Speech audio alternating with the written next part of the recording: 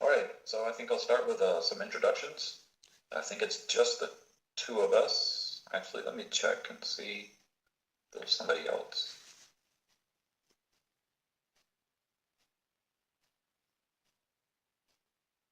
Yeah, just the two of us. No problem. All right. All right. So I am Scott Hale. I'm a senior, a lead systems engineer here at AutoZone. I've been here for 27 years, working in different roles and um, systems. Although my last many years have been focused on our commercial business. Are you familiar with AutoZone? Not much. Not much. Um, where are you located? I am in Delhi, India. Okay, that would be why. So we are an auto parts aftermarket company based in Memphis, Tennessee, where our corporate headquarters are. Um, so I've been, as I said, I'm a lead, have been for a while, and I work with different teams in our commercial space to help them with their projects, their um, from architecture to just getting, you know, products built and delivered. Um, our focus is primarily Java, Spring Boot on the back end, and React on the front end. So that's kind of, you know, an overview of what I do. I don't do React, but the Java pieces I work with. Mhm. And you? Yeah, sure, Scott. So, like, I have a total 12 years of experience, and I have been working in Java world since year 2010. So, initial 10 years I have worked as a Java full stack. Okay, but although I have not used React and Angular, I have used like a basic JavaScript, jQuery, HTML, CSS frontend, and yeah, backend. So I have used multiple framework. I started my career with Struts, then Struts 1, Struts 2, Spring MVC. Okay, and now like currently I am aligned on one of the banking application, Royal Bank of Canada, and here I am working purely as a backend developer. So if I talk about my role here, so like I have to connect with the client consumers. Okay, I have to take the requirement and do the development, unit testing, integration testing, deployment. So it's a individual contributor role which I am playing currently. And if I talk about the tech stack which we are using in the current project, so yeah, we are using Java as a primary language. OpenJDK 11 we are using, and Spring Boot we are using for service creations, for service development, and it's a like microservice based architecture. So we have around 200 plus services, and for inter-service communication we are using like Solace message queue, and What was that? Solace, What was that? SOLACE, Solace publisher subscriber model. So that is a message queue, Solace message queue. Most of the company uses Kafka. On last project I have used Kafka, but in current project we are using Solace message queue. Apart from this, like SQL Server we are using as a database, Oracle Coherence as a Cache technology we are using, Marvin is a like build tool, Jenkins for continuous integration. We are using GitHub for like source versioning tool. We are using GitHub. Yeah, that sort of tech stack currently we are using. And what else? So before that, I worked in another project in the current company that is a GRC domain project. I worked around 6 months there. And before that, like I worked with one of the sales-based company, Delive India Private Limited. That is a basically product-based company. There I have worked on a CRM tool, data as a service platform, HRMS tool. So they are inbuilt in-house product where I have worked on. So yeah, that's pretty much about me, Scott. Okay. All right. So we can dive into some basic questions. They should be very easy. Sure, sure. What's the what's the difference between an abstract class and an interface? Yeah, sure. So basically both abstract class and interface are used for abstraction, okay? So whenever like we have a requirement, okay, and so like both in interface and abstract classes, both we can create a like abstract methods, okay. But if suppose if we have a some requirement where we have a default implementation, okay, So instead of using interface, we can go on a abstract class, or like we can go like interface and then abstract class and then concrete class. So basically in abstract classes, we can have a default implementation, we can write a code, but in interface, that is purely abstract. Even though in JDK 1.8, they have introduced static and default methods, but still like interfaces are used for abstraction purpose. Okay. What are some use cases for why I would want to use an abstract class?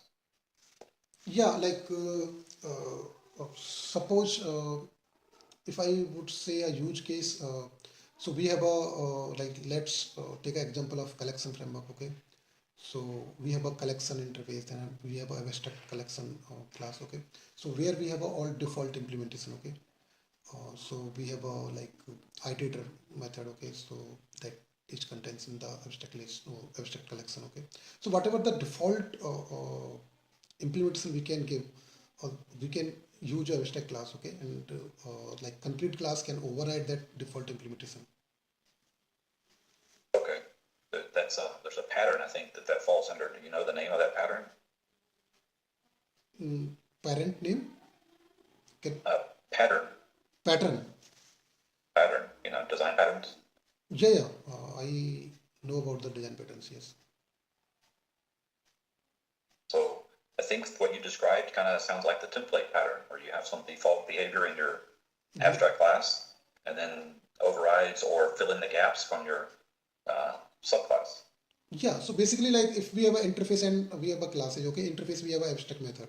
We just implement interface and we can give whatever the implementation we want to give. But in abstract classes, like we can uh, give some default implementation and then concrete class can override it and it can give a whatever the implementation we want to give.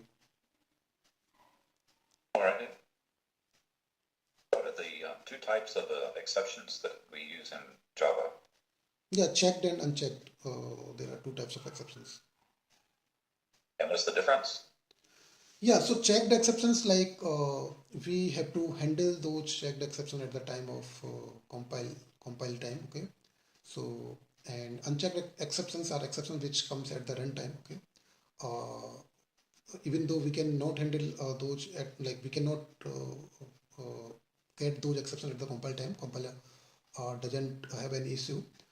So like we have a divide by zero. Okay, so that is a runtime exceptions. Okay, unchecked exceptions or null pointer All exception. right.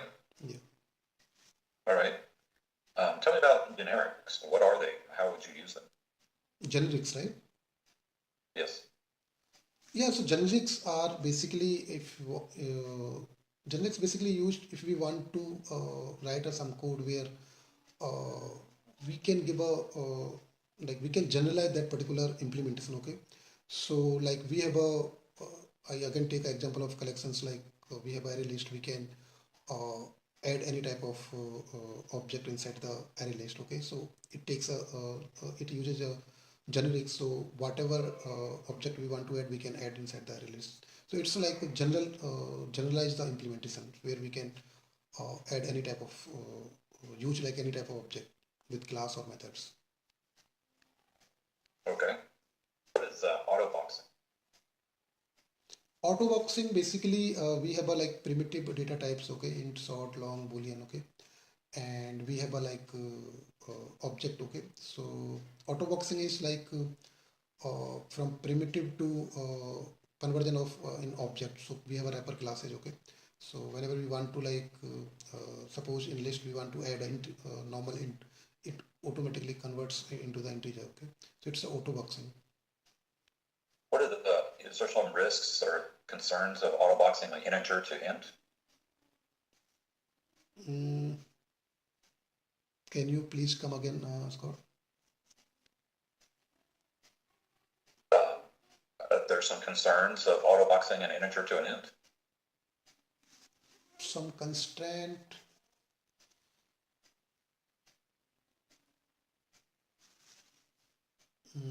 Not able to recall anything related to constraint. Okay. An integer could be null, and an int cannot be. Int cannot be null. Int by default, in like primitive types, int by default it has a zero value, but right? by default So wrapper what, classes have a null value. yeah, so what would happen, do you know, when you try to Yeah. cast or autobox an integer to an int?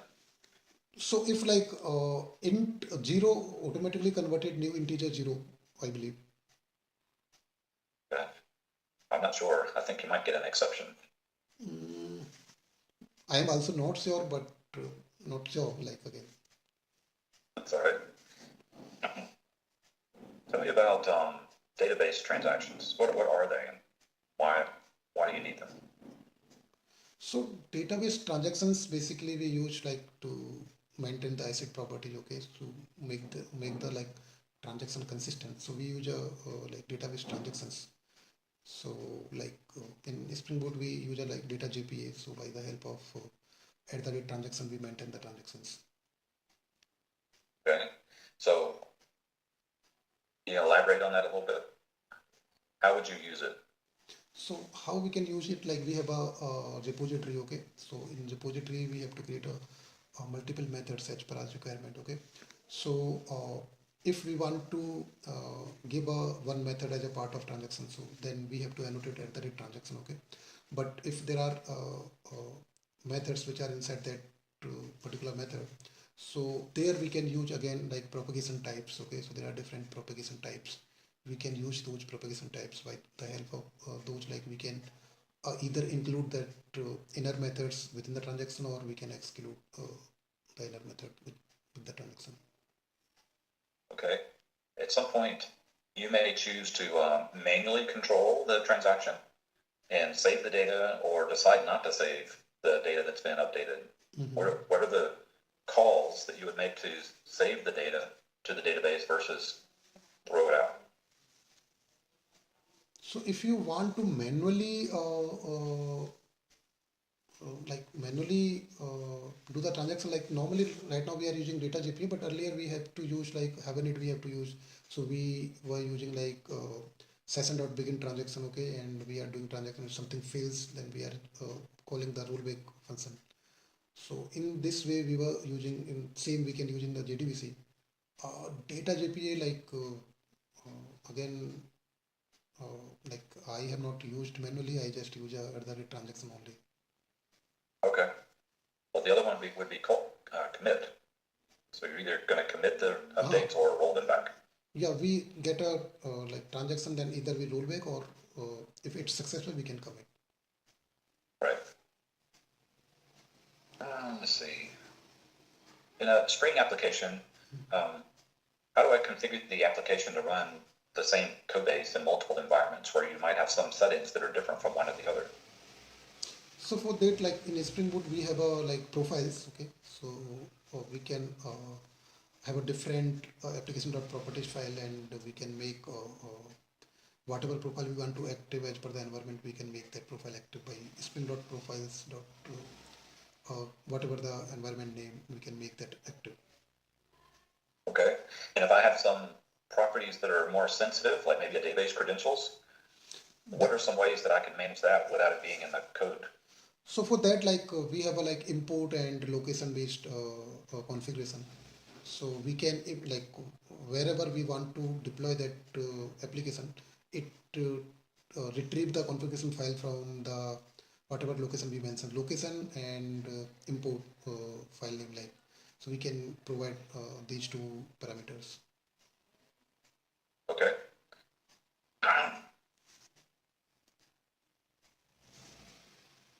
How would I go about monitoring an application in specifically Spring? So like currently like we are just using like profiler. Okay, so by the using the profiler we are just like taking thread them, read them, and we are just doing the analysis. But before that I have used Java Melody. Okay, as an application monitoring tool. So that provides like sort of dashboard, how many requests are coming, what request is taking what, how much time, what are the backend queries are running. So that sort of I have used in last company, Java Melody. Okay. Are you familiar with Actuator? Yeah, actually it comes with the like Spring Boot. It is like for a specific service if you want to check the health, then we can use a Spring Actuator. And can you also have it monitor things like a message queue or the database? With the help of Actuator. Yes. Uh, like for message queues and database, we have a different service that basically checks, do the health check, okay, continuously. It every minute it calls those services like message queue and other services and databases, and it triggers the email alerts. So that sort of configuration currently we have, but as an actuator we have not used. Maybe we can use, but we have not used. Okay. I think you can customize the health check with the actuator. It won't really go into detail with the dependent resources, but you could validate that the resources are connected and there's no connectivity issues with your dependent resources like a database or a message queue. Okay. That's So correct. simple Yeah. simple monitoring, right? Yeah. Tell me about REST APIs. What are the common HTTP verbs? So common HTTP verbs, like basically we have a get for fetching the resource, reading the resource. Then we have a post for creating the resource, and then we have a put for like updating or modifying a resource, and delete for deleting the resource. Okay.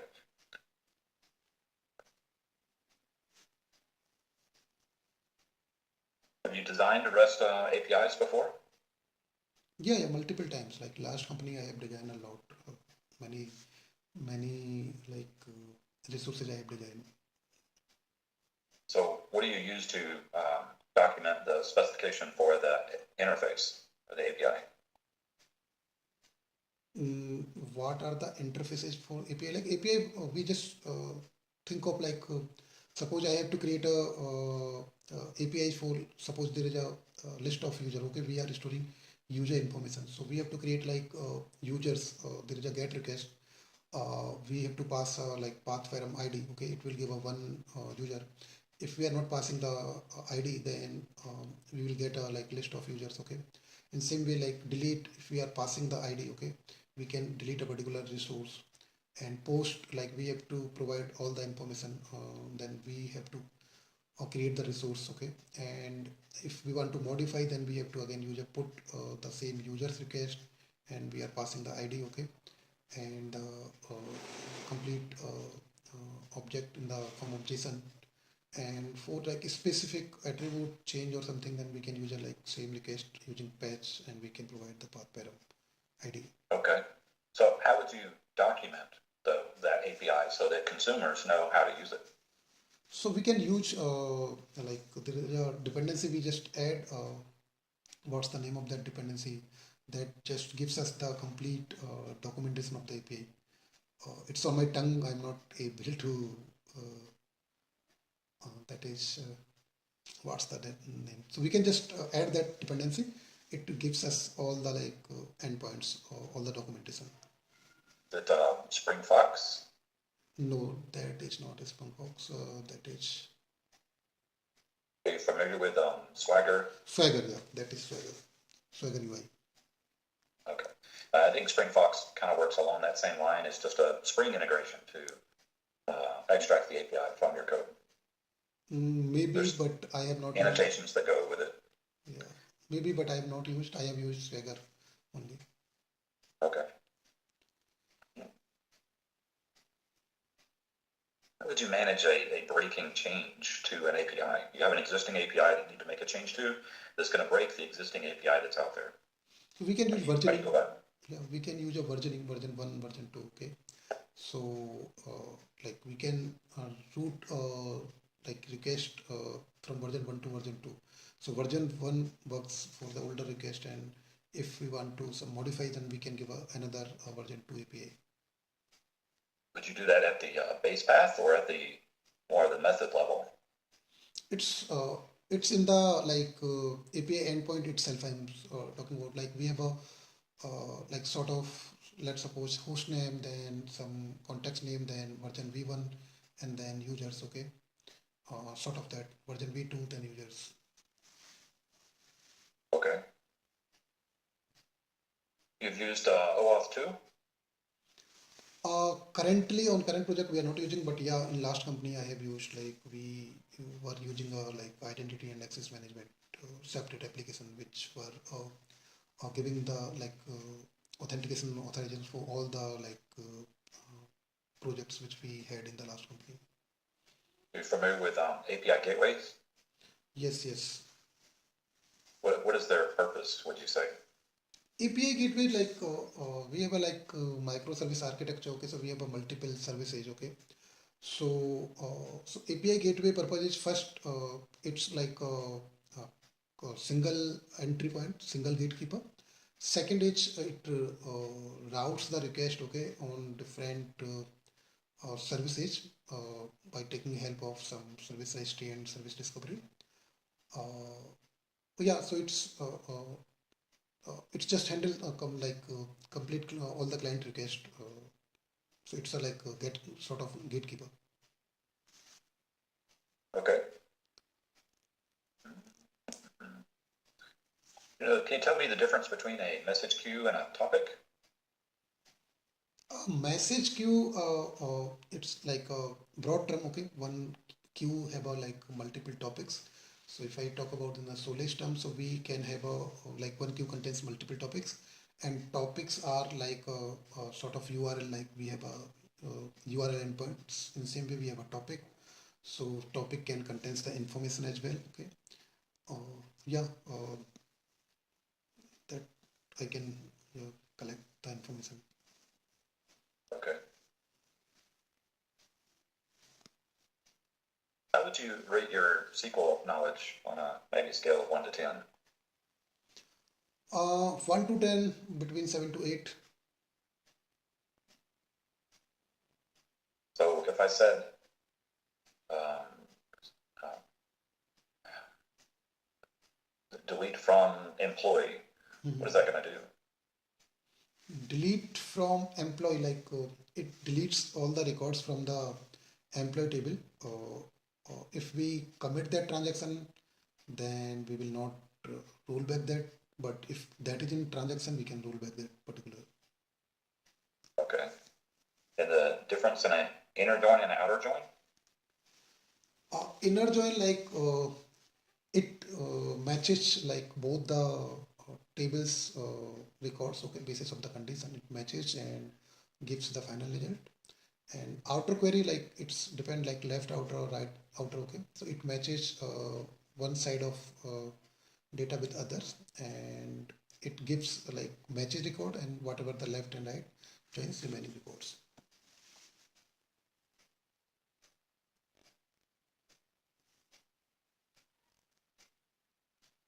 What have you been using for your like a CI/CD pipeline?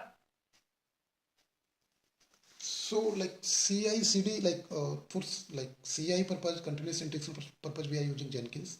So whenever we commit, like whenever we have a new requirement, we pull a request, like we create a new like branch, okay. And once we merge that branch, then automatically like our Jenkins build triggers. And if there are errors, like it triggers the emails, then we have to fix those things. Otherwise, like if everything successful, then it creates the artifacts. So like CI we already implemented, but continuous deployment again, like once everything is fine, like build like artifacts are created, then continuous deployment, like it will automatically deploy first on dev. If it's successful, then in sort of in QA, and maybe it is stable a few days on QA, then it will go on the pre-prod or prod server. So it's like continuous deployment. Right. Um, did your team build the pipelines, or was it a separate team? That is separate team, Scott. We are not part of that. Can you tell me the difference in Git, fetch, and pull? Git, batch, git pull, and what else, Scott? The fetch. Fetch. There's a Fetch. like basically fetch, I'm not able to recall. I have used like basically we use git pull, git checkout, git merge. Most of the time we are using these commands. Git fetch, not able to. Okay. Yeah. Do you use the commands from the command line, or are you using the IDE? Like both. Most of the time we use command line. Sometimes we also use UI as well, like where like whenever we want to check history or log history or sort of that information, we use a UI, GitHub UI. Otherwise, most of the time we use a command line. All right. Got a picture here I'm going to share.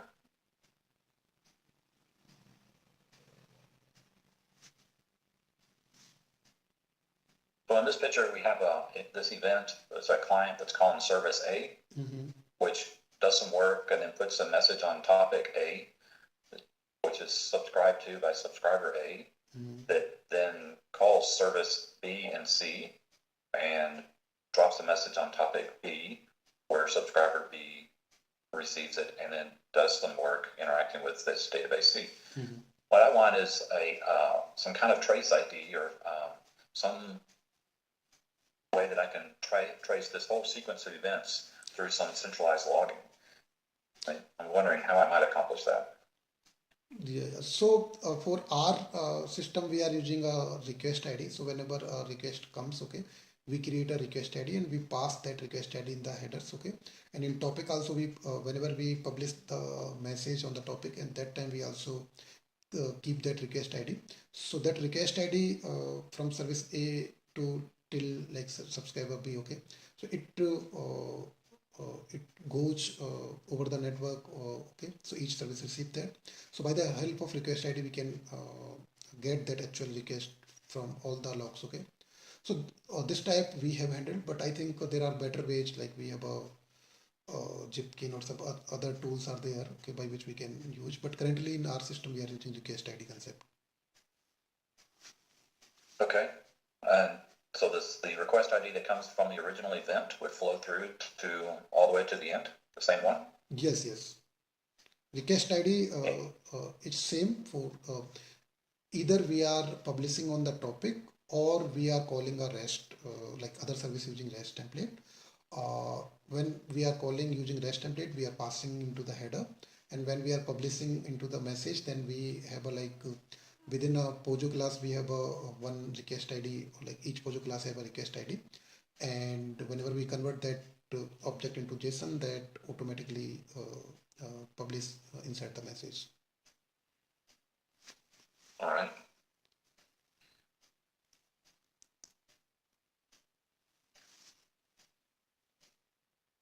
Are you familiar with the 12-factor app, or the 12-factor, basically best practices for a cloud app? Yes, yes, Scott, I am familiar with the 12-factor app. So basically 12-factor app is used for this microservice-based cloud implementations. So again, these are the like best practices which we have to adopt while creating a design or architecture for cloud-based microservice application. So if I would tell you a few names, like, so we have a single repository, multiple implementation. We have what else, prod dev parity. Okay, it's like each environment should be similar as whatever we can prod dev and QA, all the environments should be similar. We should have a configuration file for each environment. We should have a separate configuration file. Okay, that should be environment specific. What else, depend let me recall if I can recall a few more. So what else?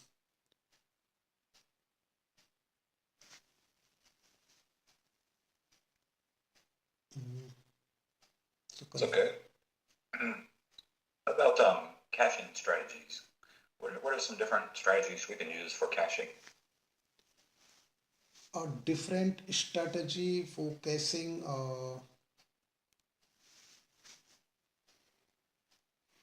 So like strategy, I'm not able to recall, Scott, but how we are using in our application, that I can tell you. Okay, so we are using Oracle Coherence Cache. So what we have, like we have around more than 8 millions of equities, okay, data. So we are keeping all those equity into the Oracle Coherence Cache. So whenever we have a new equity, we have to update that equity, like we have to add that equity into DB, and same time we have to update the cache as well. Okay. So like whenever we have a request from the client side to access the information, so 99% of time we serve that request from the cache only. Okay, so we have a cache cluster, we have a different nodes, okay, and where we like load all the data into different nodes using cluster. But strategy, like yeah, there are a few strategy reading and writing, but I'm not able to recall those right now. Okay. Do you have any questions for me? Yes, Scott, like you already introduced yourself, but I just want to know a little bit about the project or product for which this requirement is, and what would be the expectation if the candidate gets selected. Um, I don't know that I can answer those questions because I'm not the hiring manager. I'm just the technical person who's been elected to perform interviews. Mhm. We've created an office and there in India, and it's not in Delhi. It's do you know where it is? I forget the name. Gurgaon, Google. Gurugram, yeah. Um, yeah, that's where it is. Is that close to you? Yeah, it's nearer to me, maybe 10 to 15 kilometer. Okay. So they're adding, resources and people there to help us with our work here in Memphis. So that's the goal, just to hire some good people who can work alongside us, but from that office. In our space, I mentioned earlier, we support the commercial side of our business. We have there's two directors in the commercial side. I'm under this director who has all our above store services and some interfaces. I say above store because we have brick and mortar stores. Um, we call our services that our corporate level services above store because they're not running at the store, they're running in our corporate office or in one of our two data centers. But we also have this other director is in charge of e-commerce in the same space, commercial. So there's some interconnect between the two, but he's in charge of e-commerce, and we have the other pieces, including store environment. But that's a little different. Stores run on C, C++, Node, some React. So it's a different environment. But all of our above store services that we're responsible for are Java, Spring Boot, Elastic, Kafka, Oracle.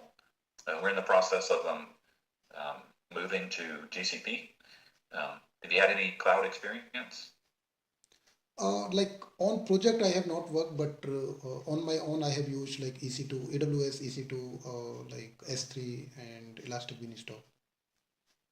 Okay, so we have Spring's Pivotal Cloud Foundry, their private cloud that we use on-prem in our two data centers that we're going to be migrating a lot of those things to GCP or Google over the next 2 to 3 years.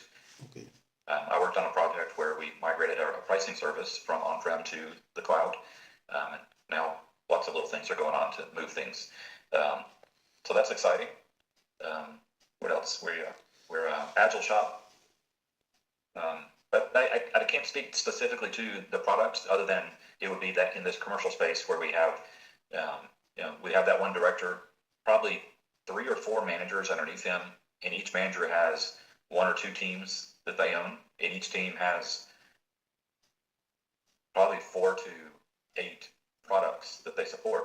So that's what, 16, 4 to 8 times 4, it's 30 something different products. Yeah. So, right. So Scott, like, so do you have interaction on daily basis with the Gurgaon office guys?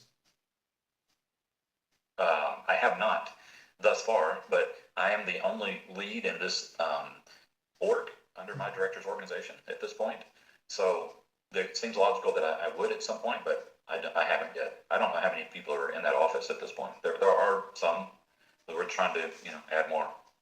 So like my intention is like what would be the time of interaction between US and India guys, like common time? Yeah. I don't know. We do have, we've worked with different teams out of India, consultants, cognizant, or contractors there for years. In fact, I went to India a couple years ago to Mm-hmm. Chennai. That was fun. Um, but normally, the teams that we work with that are in India, we communicate with them in the mornings, and up until a certain time. I don't know our time, and then they it's getting late for them, so Yeah. they're I guess their time zones are kind of their work shift is such that it ends around our morning, so that we have a little bit of overlap, so that we can catch up and communicate. And it's not completely through email. Okay. Okay. Got it. Generally speaking, I don't know what their plan is exactly for this office, but that's generally how it works. Okay. Got it. Got it, Scott. Yeah. So that's all from my side, Scott. All right. Well, I will provide my feedback up to my management team, and we'll see where this goes. Sure. Sure, Scott. Thank you. Thank you. Nice talking to you. And you. It was nice to meet you. So, Bye. goodbye. Bye.